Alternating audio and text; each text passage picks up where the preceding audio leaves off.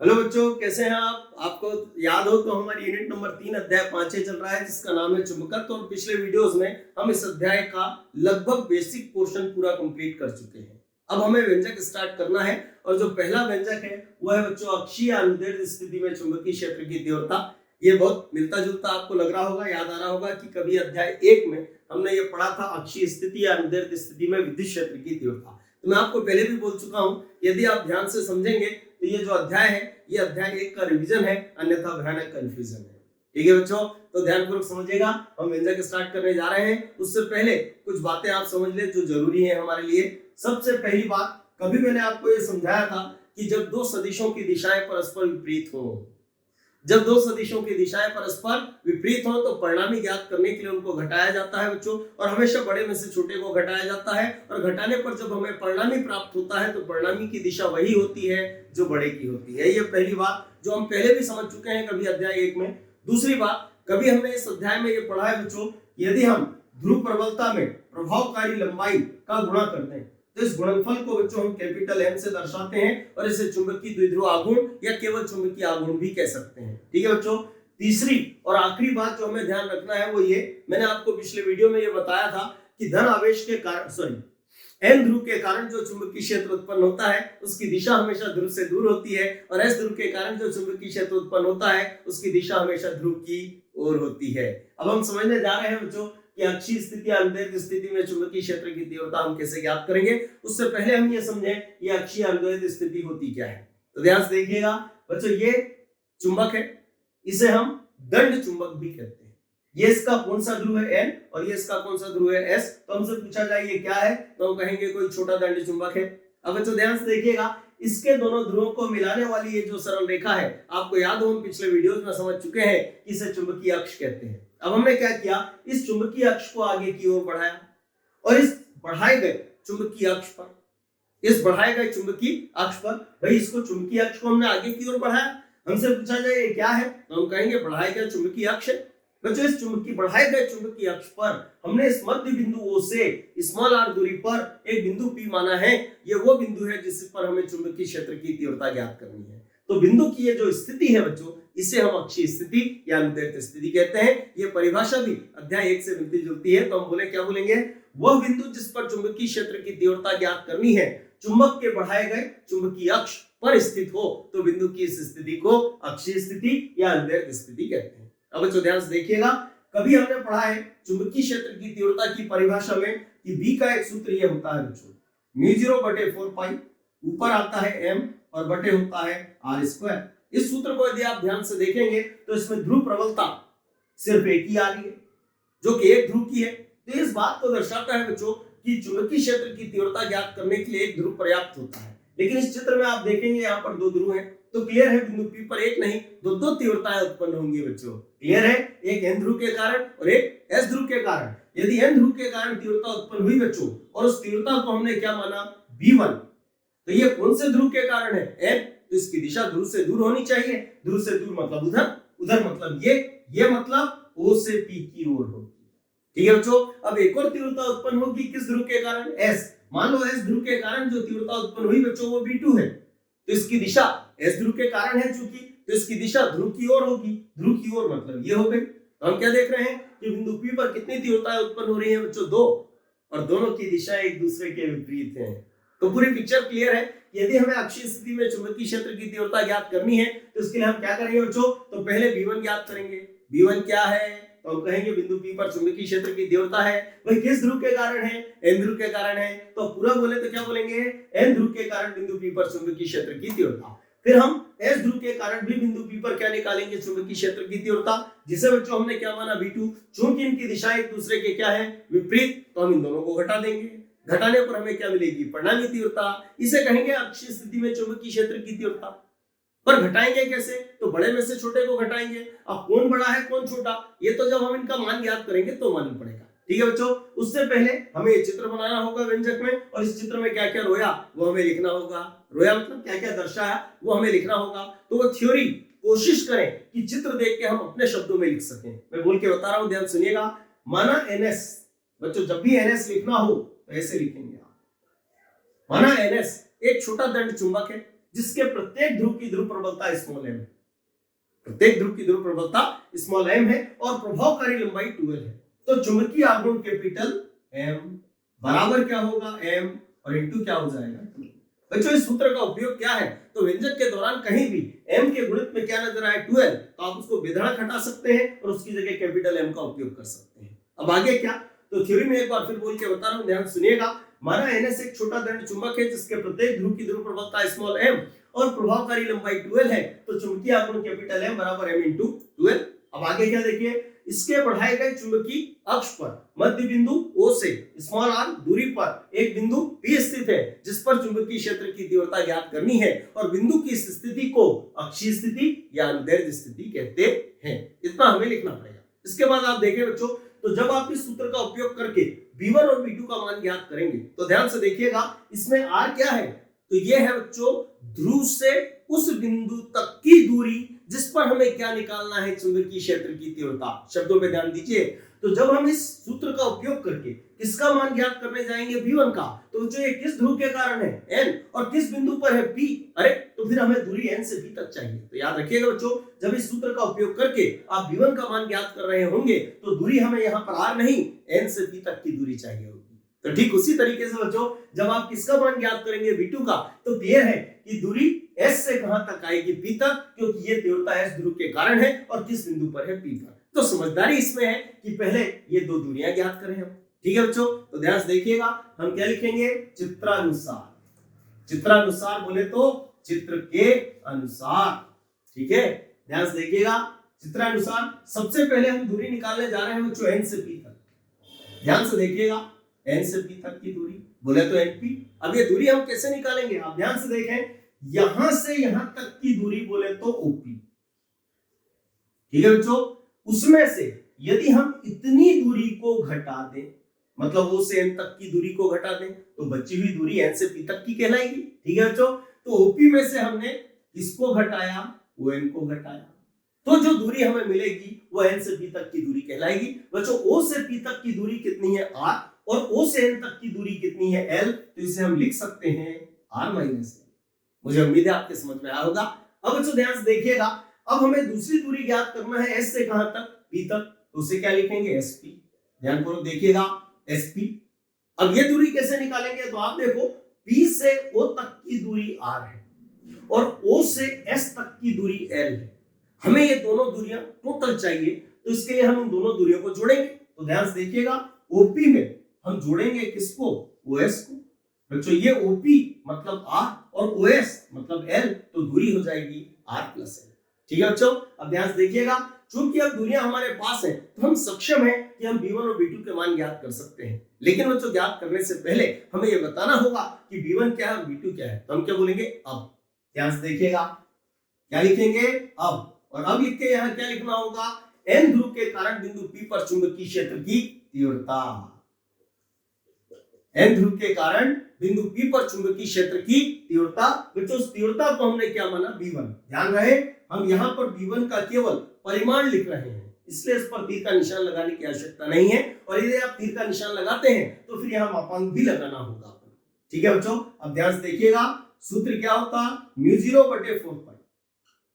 ठीक है, ऊपर क्या आएगा, ध्रुव प्रबलता। ध्रुव प्रबलता कितनी है, M, बटे में क्या आएगी, दूरी। दूरी कौन सी, तो ध्रुव से उस बिंदु की दूरी जिस पर हम क्या निकाल रहे हैं, चुंबकीय क्षेत्र की तीव्रता। तो जो दूरी N से कहां तक होगी, P तक, तो यहाँ लिख देते हैं NP और इसका क्या आएगा, स्क्वायर। ठीक है, अब आप ध्यान से देखिएगा, पढ़ो ये क्या लिखा है, NP। बच्चों NP का मान ये है, इस मान को यहाँ फिट कर देते हैं। तो यह लिख के हम क्या लिखेंगे, V1 बराबर क्या आएगा, μ0 बटे क्या आएगा, 4π, ऊपर क्या आएगा, M बटे में आएगा R माइनस L और इसका क्या हो जाएगा, होल स्क्वायर। ठीक है बच्चों, ये हम किसका मान निकाल चुके हैं, V1 का। अब हमें मान चाहिए किसका, V2 का। तो हम क्या लिखेंगे, और इसी प्रकार S ध्रुव के कारण बिंदु P पर चुंबकीय क्षेत्र की तीव्रता। ध्यान से देखिएगा, और तीव्रता कितनी आएगी, तो उसे चित्र में हमने क्या माना, V2। ध्यान रखिए, N ध्रुव के कारण जैसे लिखा था वैसे ही S ध्रुव के कारण लिखना है। ठीक है, तो V2 बराबर क्या आएगा, देखिएगा, तो μ0 बटे में क्या आएगा, 4π, ऊपर क्या आएगी, ध्रुव प्रबलता। अरे ध्रुव प्रबलता कितनी है, M, यहाँ M रख देते हैं, बटे में क्या आएगी, दूरी। पर दूरी कहां से, S से कहां तक, P तक, वो दूरी कितनी है r प्लस एल, तो अभी तो लिख देते हैं sp और इसका क्या हो गया स्क्वायर, ठीक है। इसकी जगह इसका मान रख देते हैं, तो मान क्या आएगा बच्चों v2 बराबर, ध्यान से देखिएगा μ0 बटे 4 पाई, ऊपर क्या होगा m बटे क्या हो जाएगा r प्लस एल और इसका क्या हो गया होल स्क्वायर। बच्चों ये किसका मान हो गया v2 का। अब हम v1 और v2 के मान ज्ञात कर चुके हैं, अपनी ये बात हुई थी कि अब हम इनको घटाएंगे, कैसे घटाएंगे, तो बड़े में से छोटे को घटाएंगे तो हमें बिंदु P पर क्या मिलेगी, परिणामी तीव्रता, और उसे हम कहेंगे बच्चों अक्षीय स्थिति में चुंबकीय क्षेत्र की तीव्रता। तो पहले हमें ये डिसाइड करना होगा बच्चों कि इन दोनों में बड़ा कौन है, तो ध्यान से देखिएगा, पहले भी हम समझ चुके हैं इस बात को, ध्यान समझना, देखिएगा इन दोनों ही सूत्र को आप देखें तो इसमें दूरी बटे में बैठी हुई है, तो दूरी बटे में इसका अर्थ क्या निकला कि बच्चों चुंबकीय क्षेत्र की तीव्रता दूरी के वर्ग के व्युत्क्रमानुपाती है। बच्चों व्युत्क्रमानुपाती मतलब व्युत्क्रम, व्युत्क्रम मतलब उल्टा, उल्टा मतलब यदि दूरी अधिक है तो तीव्रता कम होगी और यदि दूरी कम है तो तीव्रता अधिक होगी। आप देखें यहाँ पर ये दूरी कम है क्योंकि इसमें L माइनस हो रहा है, और यहाँ पर ये दूरी अधिक है क्योंकि इसमें L प्लस हो रहा है। तो बच्चों यहाँ दूरी कम है तो ये तीव्रता अधिक होगी और यहाँ दूरी अधिक है तो ये तीव्रता कम होगी। कौन बड़ा, तो क्लियर है बच्चों v1 बड़ा है किससे, v2 से।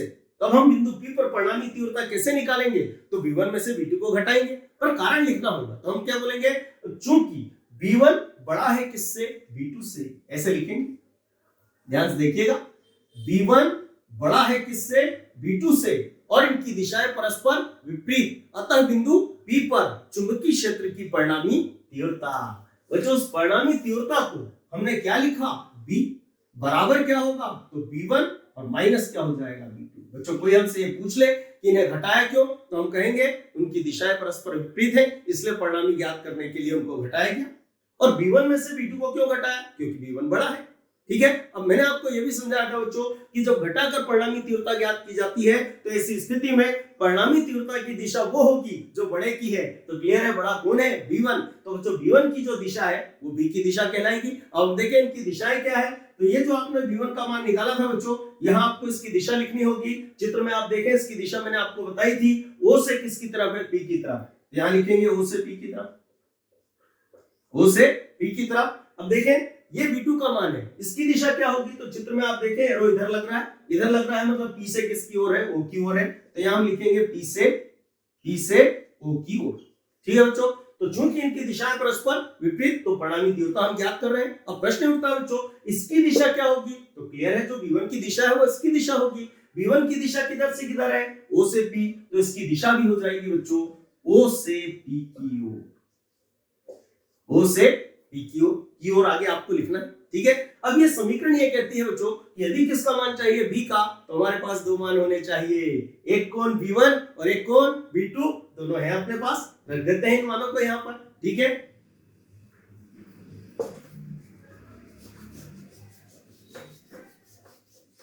तो ध्यान से देखिएगा बच्चों, मान रखते हैं बराबर, ये क्या लिखा v1 का मान है बच्चों μ0 बटे में क्या है 4 पाई, ऊपर क्या है m और बटे में क्या है r माइनस एल और इसका क्या है होल स्क्वायर, ठीक है बच्चों। चिन्ह काय का माइनस, ये क्या लिखा v2, बच्चों v2 का मान ये है, थोड़ा मिट गया है, μ0 बटे 4 पाई, ऊपर क्या आएगा m और बटे में क्या है बच्चों r प्लस एल और इसका क्या हो जाएगा होल स्क्वायर। ये हमने दोनों मान यथास्थान रख दिए। अब बच्चों ध्यान से देखिएगा, ये समीकरण ये कहती है कि जब तक आप इन दोनों को घटाएंगे नहीं हमारा उत्तर आएगा नहीं।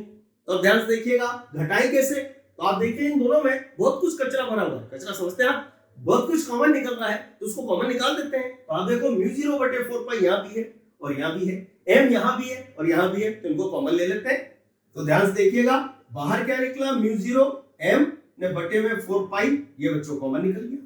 तो देखें अंदर क्या बचा, तो यहाँ इतने हिस्से को आपने बाहर निकाल दिया भाई, इतने हिस्से को, तो अंदर क्या बचा, केवल r माइनस एल का होल स्क्वायर, वो भी बटे में, तो इसको लिख सकते हैं 1/r माइनस एल का होल स्क्वायर। चिन्ह काय का, माइनस का, तो यहाँ क्या बचेगा, तो 1/r प्लस एल का होल स्क्वायर, ठीक है बच्चों। ध्यान से देखिएगा, तो यहाँ लिखेंगे 1/r प्लस एल का होल स्क्वायर, ये हो गया।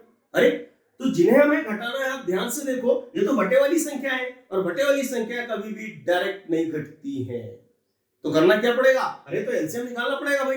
बच्चों एलसीएम निकालना अत्यंत सरल है, इसका इससे क्या गुणा, इसका इससे गुणा और बटे में इन दोनों का गुणा कर दो, ये एलसीएम हो गया। तो ध्यान से देखिएगा, ये क्या लिखा है म्यू जीरो, साथ में क्या है m, बटे में क्या लिखा 4 पाई, इसका हमने इससे गुणा किया तो ये हो गया r प्लस एल का होल स्क्वायर, चिन्ह काय का माइनस, ठीक है।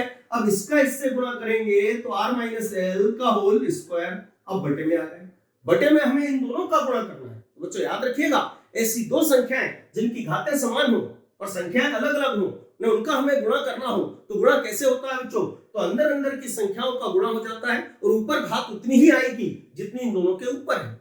अब ध्यान से देखिएगा, यदि हम इसको पढ़े a तो ये वाला भी a है, इसको यदि क्या पढ़े b तो ये क्या है b।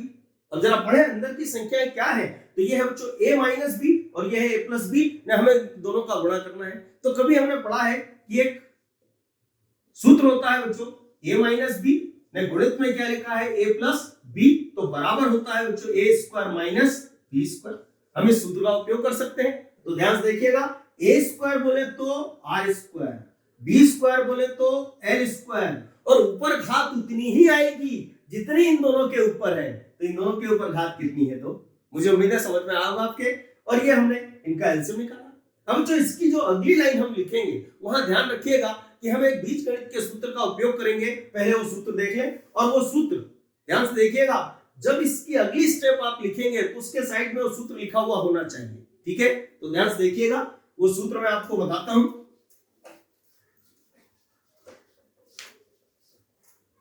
बच्चों सूत्र होता है, यदि लिखा हो a प्लस बी, इसकी घात कितनी हो 2। बच्चों ये क्या लिखा है a माइनस बी और इसकी घात कितनी हो 2, और बीच में चिन्ह का का माइनस का, तो बच्चों ये मान 4ab के बराबर होता है। इस सूत्र का हम उपयोग करेंगे। अब देखिएगा ध्यान से, यदि r को हम a पढ़े और l को क्या पढ़े b, तो इसे पढ़ेंगे a प्लस बी की घात 2, फिर चिन्ह का माइनस, फिर इसे पढ़ेंगे a माइनस बी की घात 2 बराबर क्या होता है 4ab। बच्चों हमारे लिए a का मतलब r और b का मतलब क्या है l, तो बताएंगे इस पूरे का मान क्या आएगा, तो डेफिनेटली 4rl। लेकिन जब ये अगली लाइन आप लिखेंगे तो साइड में सूत्र लिखा हुआ होना चाहिए ताकि हमारे भी समझ में आए और चेक करने वाले के भी समझ में आए, ठीक है। बच्चों ध्यान से देखिएगा, तो क्या लिखेंगे हम म्यू जीरो, और क्या लिखा है m, बटे में क्या लिखा 4 पाई, ये हो गया बच्चों 4rl, कोई दिक्कत तो नहीं। और बटे में जो जैसा है वैसा, हमें उससे क्या मतलब, ये लिखा हुआ r square minus L square का होल स्क्वायर, ठीक है बच्चों। अब ध्यानपूर्वक समझिएगा आगे की प्रक्रिया क्या। तो ये लाइन जब लिखेंगे, मैं फिर बोल रहा हूं कि साइड में ये सूत्र लिखा हुआ होना चाहिए। अब ध्यान से देखिएगा बच्चों, यदि इस 4 को हम थोड़ी देर के लिए 2 गुणे 2 लिख दें, ध्यानपूर्वक समझिएगा, बहुत ध्यान से समझना आगे की प्रक्रिया को। तो ये क्या लिखा हुआ है म्यू जीरो, बच्चों बटे में क्या लिखा है 4 पाई, पढ़ो ये क्या लिखा है m, लिख लेते हैं यहाँ पे, गुणित ये क्या लिखा 2, ये, और साथ में ये क्या है l, इनको हमने एक साथ रख दिया। बच्चों जब एक साथ रखा तो आप ध्यान से देखिए बाकी क्या बचा, तो यहाँ एक तो 2 बचा और एक क्या बचा r, तो उसको साइड में लिख देते हैं 2r, बटे में जो जैसा है वैसा, हमें क्या मतलब उससे, तो ध्यान से देखिएगा r square minus L square का होल स्क्वायर, ये हमने मान प्राप्त किया। अब जरा ध्यान से देखिए, इस ब्रैकेट में क्या लिखा है बच्चों, m इंटू 2l, ये m इंटू 2l है बच्चों। m इंटू 2l किसके बराबर होता है, कैपिटल m के, तो हम इसको यहां से हटाकर उसकी जगह कैपिटल m रख सकते हैं। तो ध्यानपूर्वक समझिएगा, या लिख के हम क्या लिखेंगे, तो b बराबर ये हो जाएगा बच्चों म्यू जीरो, बटे क्या आएगा 4 पाई, ऊपर पहले लिख लेते हैं 2r, फिर क्या आ जाएगा बच्चों कैपिटल m, बटे में क्या होगा r स्क्वायर, माइनस क्या होगा l स्क्वायर, और इसका क्या हो जाएगा होल स्क्वायर। बच्चों इसे कहते हैं अक्षीय स्थिति में चुंबकीय क्षेत्र की तीव्रता, लेकिन ये जैसी हमें चाहिए वैसी नहीं है, तो हम इसमें थोड़ा परिवर्तन करेंगे। वो परिवर्तन क्या, तो आपको याद हो हमने यहाँ जो दंड चुंबक लिया था वो एक छोटा दंड चुंबक था। बच्चों यदि दंड चुंबक छोटा है तो उसकी प्रभावकारी लंबाई बहुत कम होगी, और जब प्रभावकारी लंबाई बहुत कम होगी तो ये जो L है बच्चों, ये R की तुलना में बहुत छोटा होगा। तो हम क्या बोलेंगे, अब यदि L बहुत छोटा हो किससे, R से, बहुत छोटा मतलब 3-4 छोटे के निशान लगा देना। बच्चों जब ये संख्या L R से बहुत छोटी है तो हम इसकी उच्च घातों मतलब L स्क्वायर को नगण्य मानकर इसकी उपेक्षा कर सकते हैं। हम क्या बोलेंगे, तो L स्क्वायर को नगण्य मानकर इसकी उपेक्षा करने पर, बच्चों उपेक्षा करना मतलब छोड़ना, प्रक्रिया को मैं साइड में लिख के बता रहा हूं, जो मान आएगा उसे हम डायरेक्ट लिखेंगे। तो ध्यान से देखिएगा बच्चों, समझे। ये लिखा है आर स्क्वायर माइनस क्या लिखा है एल स्क्वायर, और इसकी घात कितनी है 2। बच्चों हमें एल स्क्वायर को नगण्य मानकर इसकी क्या करना है, उपेक्षा। उपेक्षा करना मतलब छोड़ना, तो हमने इस एल स्क्वायर को छोड़ दिया, तो अकेला कौन बचेगा, आर स्क्वायर। बच्चों इसकी घात कितनी है 2। यदि इस ब्रैकेट को खोलेंगे तो घातों का आपस में गुणा होगा, तो 2 में 2 का गुणा 2 दूनी 4 होते हैं, तो r की टोटल घात कितनी हो जाएगी 4। तो हम क्या लिखेंगे, यदि l बहुत छोटा हो r से, तो l स्क्वायर को नगण्य मानकर इसकी उपेक्षा करने पर, और यदि बच्चों हम उपेक्षा करेंगे तो इस पूरे पद का मान हमें r की घात 4 मिलेगा। तो लिख देते हैं यहाँ पे b बराबर क्या आएगा, म्यू 0 बटे क्या होगा 4 पाई, ऊपर क्या होगा 2rm, और बटे r की घात कितनी हो जाएगी 4। ठीक है बच्चों, आप देखें ऊपर एक r बैठा हुआ है, नीचे कितने r हैं 4, तो एक r से एक r कट जाएगा, तो जो बचेगा वो हम लिख लेते हैं। तो ध्यान से देखिएगा क्या बचेगा, तो b बराबर क्या आएगा म्यू 0 बटे क्या होगा 4 पाई, ऊपर क्या आएगा 2, साथ में क्या रहेगा m, एक r से एक r कट गया, तो नीचे कितने r बचेंगे 3, तो r की घात कितनी हो गई 3। बच्चों याद रहे इस अध्याय में चुंबकीय क्षेत्र की तीव्रता का जो SI मात्रक होता है, हमने पढ़ा था 3 प्रकार से होते हैं, उसमें एक होता है टेस्ला, तो यहाँ प्रायः टेस्ला का उपयोग किया जाता है, तो यहाँ लिख देते हैं टेस्ला। ठीक है बच्चों, और इसे कहते हैं अक्षीय अनुदैर्ध्य स्थिति में चुंबकीय क्षेत्र की तीव्रता।